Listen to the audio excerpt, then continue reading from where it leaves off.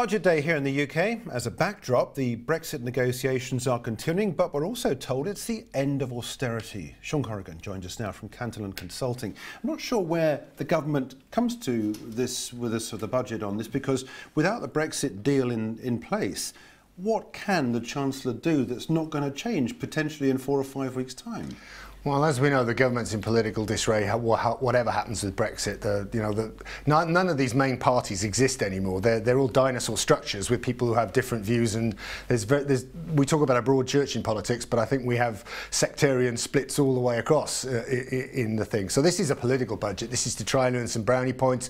This is to try and steal some of Labour's thunder, try and keep the debate, to the extent it even bothers with domestic issues, somewhere in favour of the Tories for a couple more news cycles. But he's tinkering, I think. I don't think he should be doing it. The government desperately wants to keep business on side. At the same time, as you say, it's all about counting votes in amongst the people that don't have a direct association with business. So it is such a difficult thing to play. Well, again, they're obviously sensitive to this austerity issue, which is a phrase that's taken on a life of its own. Austerity means we haven't increased public spending by as much as we had in the past. So it's been a slowdown in an increase. And okay, possibly here and there with the higher rate of inflation, it hasn't meant an awful lot in real terms, but there's been no cutback.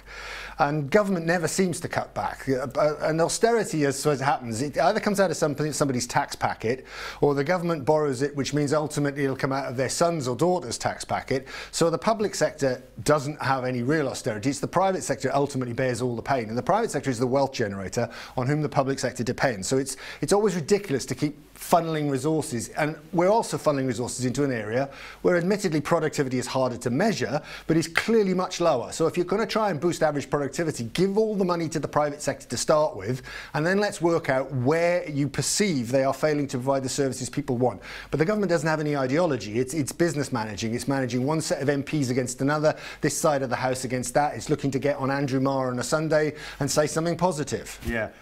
Just very briefly on Brexit, as a backdrop to all this, where do you think it's going? What are you building into your models? Probably the worst outcome possible. I mean, there is no decision, is there? I personally think that if you're going to be out, you should be out, and then negotiate from outside in a position of strength. Because as much as the European Union wants to punish Britain because they don't want the fracture lines to spread through the continent, where we know there are huge divisions, both within countries and across borders, ultimately too much of their business depends on Britain being prosperous. They're not going to want China to slow down, America to put tariffs on, and then shut Britain out of their markets. It's just something that politically and economically they cannot stand. And the sooner the British government gets its act together and realises this, the better. Even if you end up going back to whatever checkers or the other nonsense is, start from a position of strength and get there. Will they do that? You know as well as I do, it's been botched all the way because nobody who's negotiating it really believes in it. And it's all become a question of trying to climb ladders and stay in position in Parliament rather than focusing on the job in hand. Yeah, look, Sean, we've got to leave it there, but thanks for joining us for this look at, well, the budget. It is budget day today, and of course we'll wait to see whether or not anything comes out of that moves the markets. But as things stand at the moment, it's really all about Brexit.